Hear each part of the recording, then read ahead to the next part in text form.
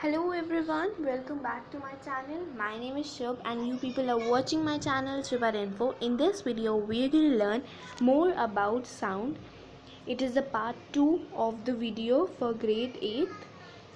So let's begin with the video. In the previous sessions, means in the previous class, we have discussed about the pendulum clock. What was the pendulum clock and about the simple pendulum. We have also discussed a proper support and the metallic bob, but we haven't discussed a main point, so let us just discuss that. What was the main point that we haven't discussed? The main thing that we haven't discussed was about the metallic bob. Now in a metallic bob or the simple pendulum, what is there? You can see this is a thread here. This full is a thread and this is a metallic bob, right? This is a metallic bob. The place when the metallic bob is at the stationary motion is known as the O place. It is known as the O. We represent it as O, and when it goes on the right side it is represented with A, and when on the left side it is represented as the B. So what is this O said to be as? This O is said as the mean position. What it is said? It is said to be as the mean position. And these A, this A and this B is said to be as the extreme positions. Now we'll be discussing about three things. We'll be discussing about three important things in an simple pendulum. These are not the things, but these are the very important definition that you should know. The first thing is amplitude, second is time period, and the third one is the frequency.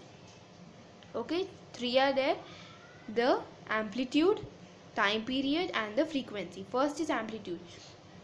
The amplitude is the distance of the pendulum bob from its mean position, and that is only known as the amplitude. What is amplitude? It is the distance which is moved by the pendulum bob from its mean position. What is the mean position? Mean position is the point O. The point O.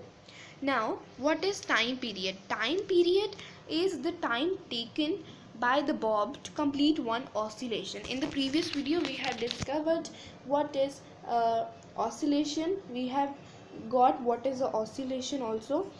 What is oscillation? I'm telling you once again. The motion of a body where the body repeats its motion in a regular interval of time between 2 points is known as the oscillation.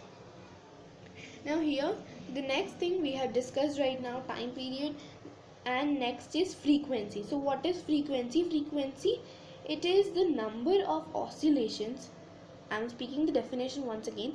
The number of oscillation completed by the pendulum in 1 second is called the frequency.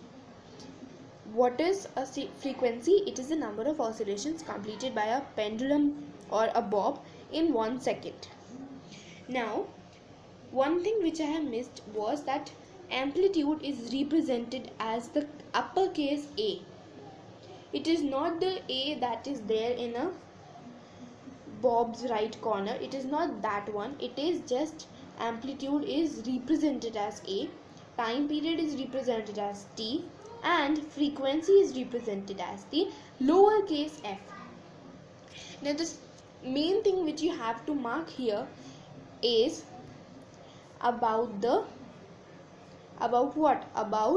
this. This is the SI unit of frequency is hertz. What is the SI unit of frequency? The SI unit of frequency is hertz. What is the SI unit of frequency? It is hertz. Hertz is used to represent H and Z. H and Z. So please underline or take a screenshot here to this last line which I have put into the bracket. Now the next thing which we are going to discuss is about the characteristics of sound. So some of the things we have learned before. First thing is the sound travels as waves. I have told you that sound waves are produced by the vibration of the particles. These sound waves are only coming into our ear and then we are able to hear it. Now, second is it is characterized by its loudness, pitch and quality. Now see, if the loudness, pitch and quality would be increased, would be too much loud, then it will create an unpleasant voice which will irritate in my ears or in your ears, any of us. So it is irritating sound. But when the pitch, loudness and quality is low, then it will be a pleasant sound, and that pleasant sound will be very good, and I'll be feeling that I want to hear it again and again. Now the third thing which we can discuss is sound is caused by vibrations. We have learned in the previous video that sound is a particular thing, means when the particles move, means when there is a vibration in a particle on the fixed position, then that's known as the sound. So this only we are learning, sound is caused by the vibrations. Now next, loudness is the perception in the ear. Now what is loudness? Loudness is the perception in the ear which help us to identify low intense and high intensive sounds. Okay, so in the previous slide we have learned about amplitude. Now what is amplitude? And that we have learned, right? We have learned what is amplitude, but we have not learned why it is used in the sound also. We have learned in the pendulum, but why it is used in the sound? So an amplitude determines the loudness of the sound. If the amplitude will increase, the loudness will also increase. Amplitude will increase, then the loudness will also increase. Okay, so this was in this side. Now next slide is about the pitch. What is a pitch? Pitch, it is the shrillness. It is the shrillness of the sound by the listener. Means it is the shrillness of the sound experienced by the listener, and that is only known as the pitch of the sound. Now pitch can be high and pitch can be low. Suppose I am speaking right now very properly. I'm speaking, or in your class the teacher is speaking, then the pitch will be like this. The waves will be like this.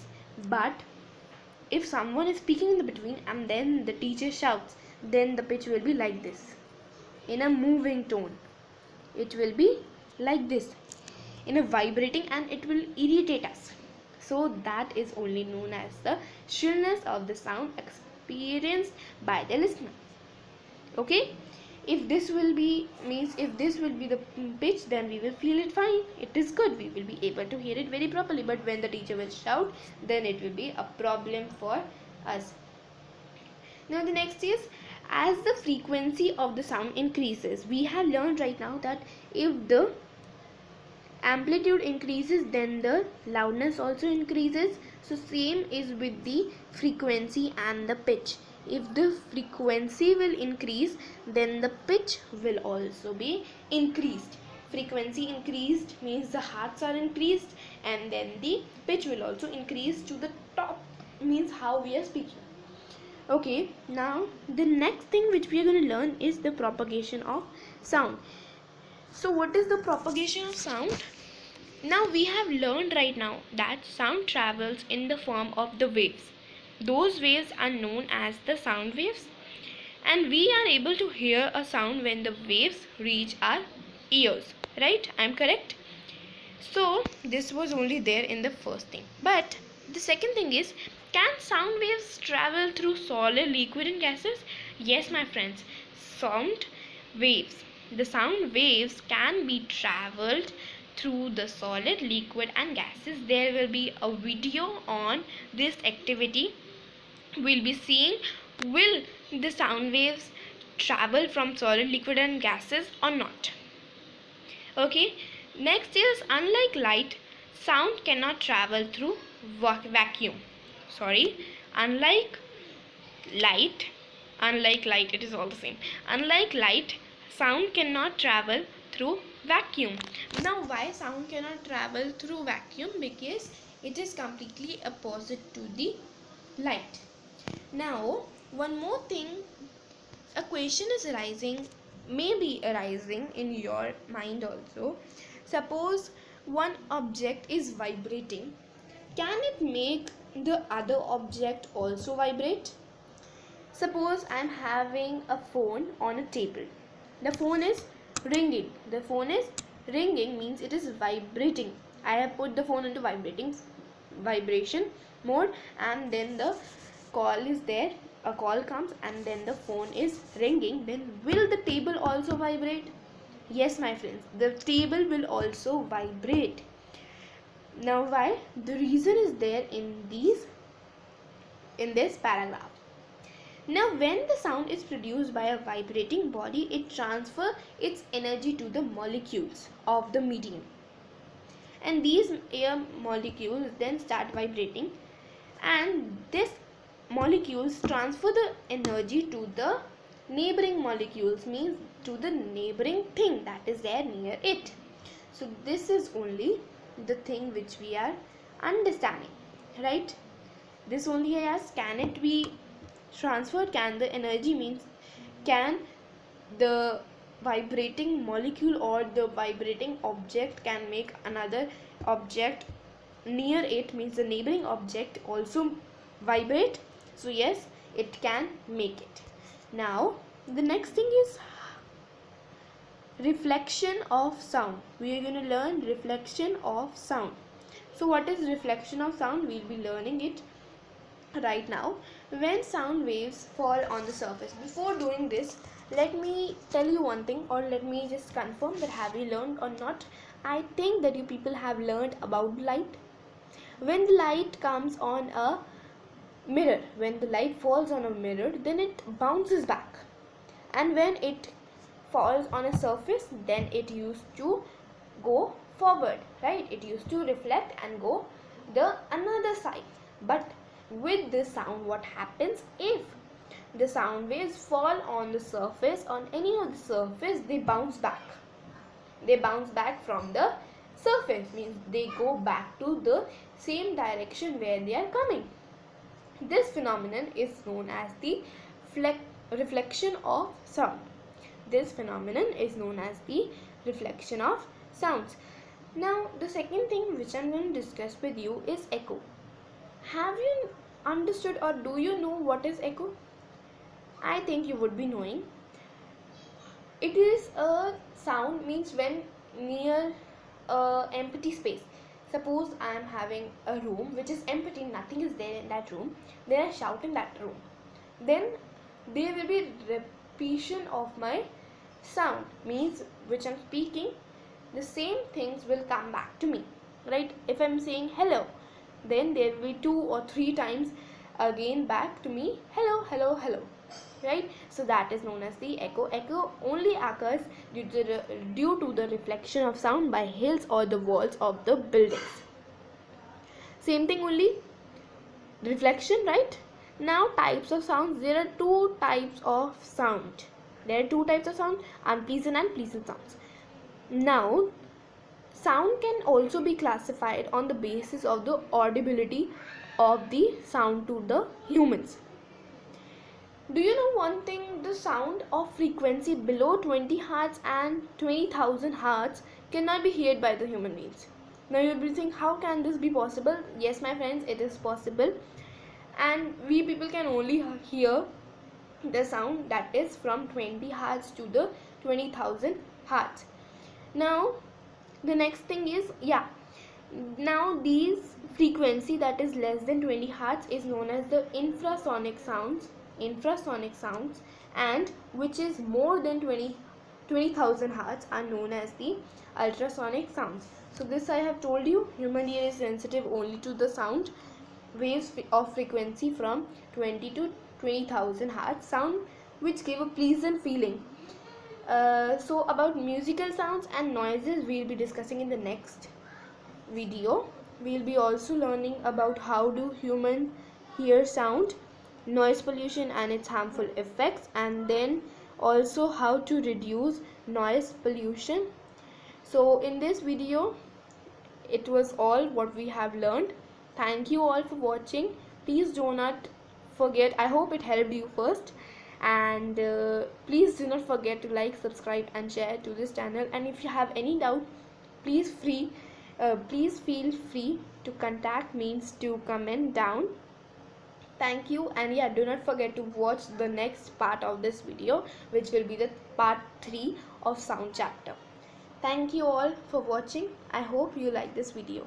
Bye bye.